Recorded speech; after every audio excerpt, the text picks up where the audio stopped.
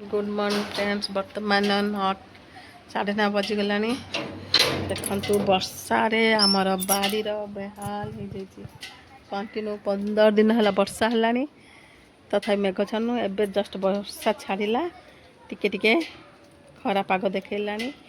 बाड़ी अवस्था केते खराब देखु। चलतु देखा कौन काम।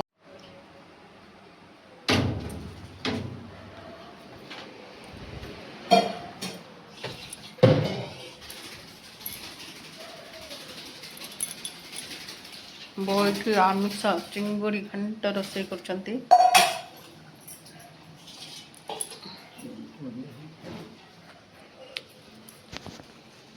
कौन कर मिटू पिजुली खाई बस मिटू वर्षा रे थरी थरी। मामाली कौन खाई बुला पापाली पापाली बिस्किट खाऊची आसी खाइबा पई।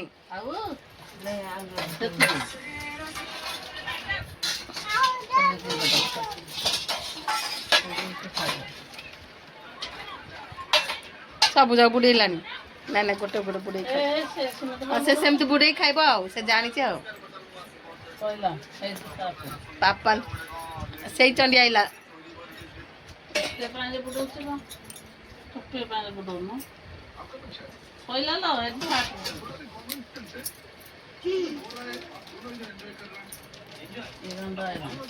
फ्रेंड्स। बर्तमान तो मु गाँव अच्छी गाँव में बर्तमान 8:30 बजिगला। गाधे मोर चा पी सारी सारे आम बारी आड़े टे देखु वर्षा 4 दिन मु आसवर 4 दिन तो आज टे वर्षा कमी आ बारी हाल टे देखु केते सुंदर सब फूल फुटी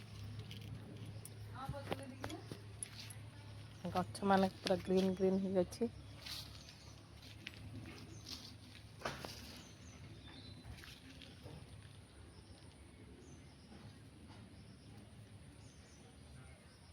ये हूँ आम बाड़ी दृश्य।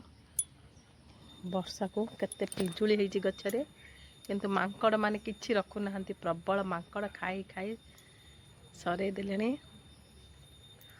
आज टिके खरा वर्षार पागरु आज टिके राहत मिलची वर्षा ठू। ये रुटी आउ चा खाइबे। वो ये बिस्केट टी टाइम बिस्केट बाहर कले खाइबे चा सहित।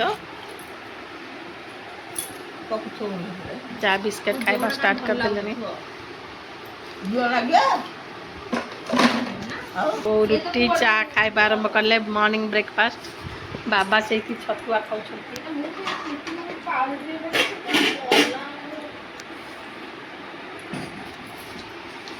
तो बसिकी फुटला। एपटे डालीटा उतरी आसला एण टे बाहर करदे।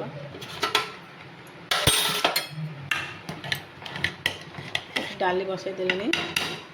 यापर कौन कलरा भजा हम कलरा बो काटिक थोकी जाइए सीधे। मैंने देखु आम जगन्नाथ नुआ बेश ये वर्ष को थे वस्त्र चेंज हो से अणसगर पड़ला नुआ वस्त्र चेंज हम फेर जाकि नेक्स्ट ईयर अणसर उठला नुआ वस्त्र किणाई। देखु नुआ रूपरे आम जगन्नाथ को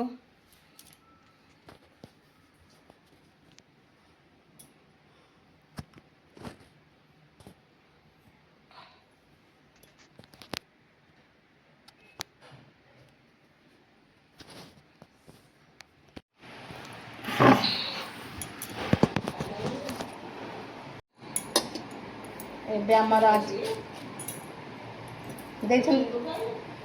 देले बा तनिहर आज हम मुनिगा बेसर। ये हूँ देसी मुनिगा गाँव रु आसी।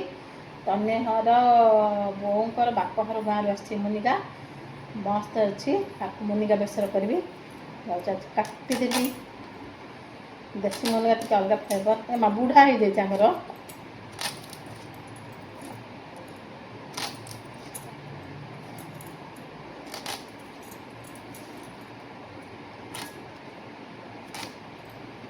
मुनिगा काटिदेवी। मुनिगा आलू बेसर आ गोटे बैगन पड़ो। बाबा खाली मुनिगा आलू बेसर पसंद नहीं गोटे बैगन पकईदेवी। କଲରା ଭଜା ଡାଲି ଆଜିର ମେନୁ ଆମର ଏଇଠି 20-25 ଦିନ ପରେ ଆଜି ଆମର ଏଠାରେ ସୂର୍ଯ୍ୟଦେବଙ୍କୁ ଟିକେ ଦର୍ଶନ ମିଳିଲା। ନହେଲେ ଝଡ଼ି ବର୍ଷା ଲାଗି ରହିଥିଲା। ଆଜିଠୁ ଟିକେ ଖରା ଦେଖାଗଲାଣି। ଘର ଦ୍ୱାର ବର୍ଷାରେ ଗନ୍ଧିଗଲା। ଆଜିଠୁ ଟିକେ ଶୁଖିଲା ପାଗ ଲାଗେ ଟିକେ ଭଲ ଲାଗୁଛି। ଆଉ ଦେଖନ୍ତୁ ଆଗରେ ସିଜନାଲ୍ ମିଳୁଥିଲା, କିନ୍ତୁ ଆଜିକାଲି ସବୁ ସିଜନରେ ସବୁ ପନିପରିବା ମିଳିଯାଉଛି। ମୁନିଗା କେବଳ ଶୀତ ଦିନ କାର୍ତ୍ତିକ ମାସରେ ମିଳେ। ଆଜିକାଲି ବର୍ଷା ଶୀତ ଖରା ସବୁଦିନ ମିଳିଯାଉଛି।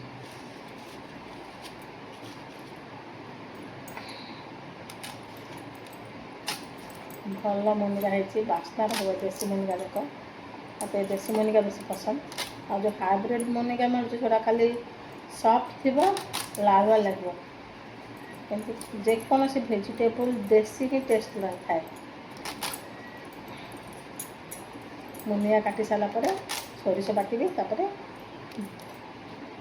ମୁନିଗା ଆଳୁ ବେସର କରିବି। ଆଳୁ ବି ସେଇଭଳି ବଡ଼ ବଡ଼ କଟା ହେବ। ଏମିତି ଲମ୍ବା ଲମ୍ବା କଲେ ମାନେ ପ୍ରତି ତରକାରୀର ପ୍ରକାର ଅଲଗା ଅଲଗା କଟା ଥାଏ। ଏଇଟା ବଡ଼ି ବେସର ମାନେ ଏଇଭଳି ଲମ୍ବା ଲମ୍ବା ମୋଟା ମୋଟା କଟା ହେବ।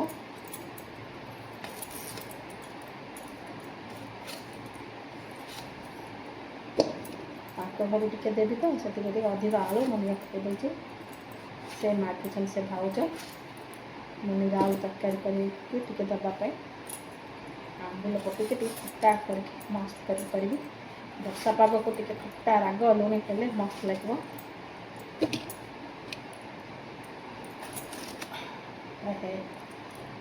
ବଡ଼ ମାଛି କଲେ ଭିତରେ ତାର କିଛି ଡିଫେକ୍ଟ ଥାଏ, ପୋଚା ହେଇଗଲାଣି।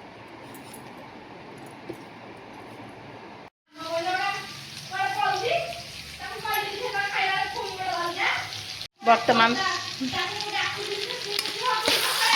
ହଁ ଏ ମହାନ ଚାଲାକ ଦେଖନ୍ତୁ ଏଇଠି ମୋର କଲରା ଭଜା ଚାଲିଛି। କରି ଫ୍ରାଏ କରିଦେବି, ତାପରେ ମୁନିଗା ଆଳୁ ଭଜା ବସେଇବି। ସାର୍ଭ କରୁଛନ୍ତି।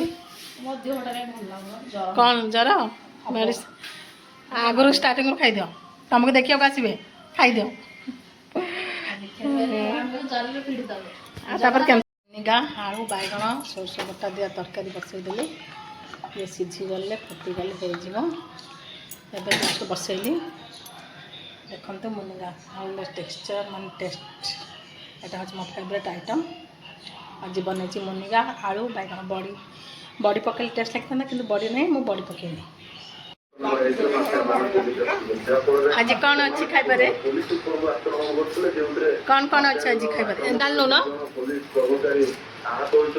ଡାଲି ଖାଇବନି କି?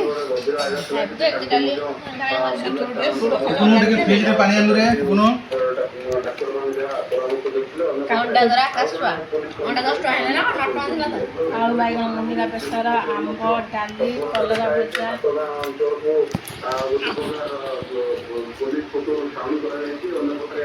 ଯେଉଁ ଗ୍ରାମବାସୀ ରହିଛନ୍ତି ସେଠାରୁ 10ରୁ 20 ଜଣ ଗ୍ରାମବାସୀଙ୍କୁ ଉଠେଇ ବର୍ତ୍ତମାନ ତଦନ୍ତ ଘେରକୁ ଦିଆଯାଇଛି। ଯେଉଁମାନେ ମାଫିଆ ଥିଲେ ଯେହେତୁ ସମସ୍ତ ମାଫିଆ ବର୍ତ୍ତମାନ ଫେରାର ଅଛନ୍ତି।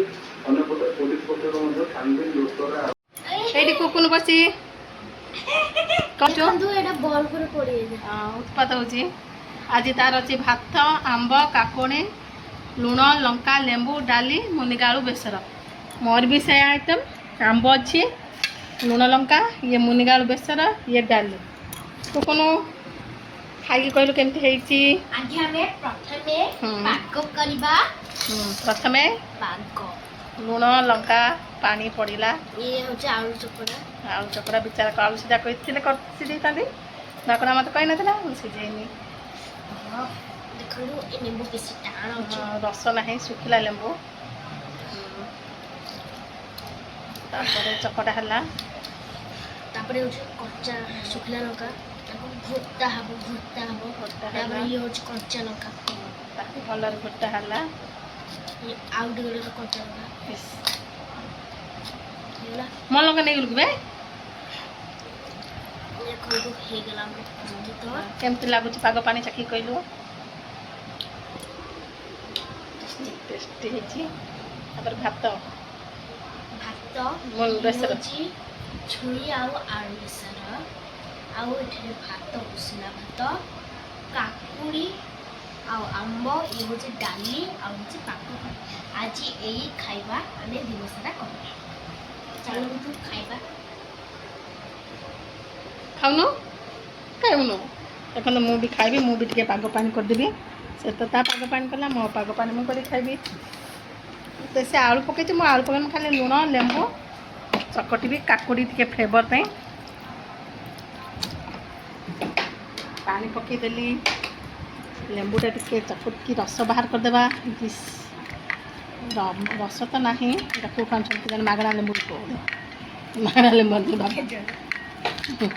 ଏଇଟା ଟିକେ କାକୁଡ଼ିର ରସ ଟିକେ ପକେଇଦେବା ବାସ୍ନା ବାହାରିବ ଏଇଟା ଆମ୍ବ ଅଛି ଭାତ ଖାଇବା କେମିତି ଲାଗୁଛି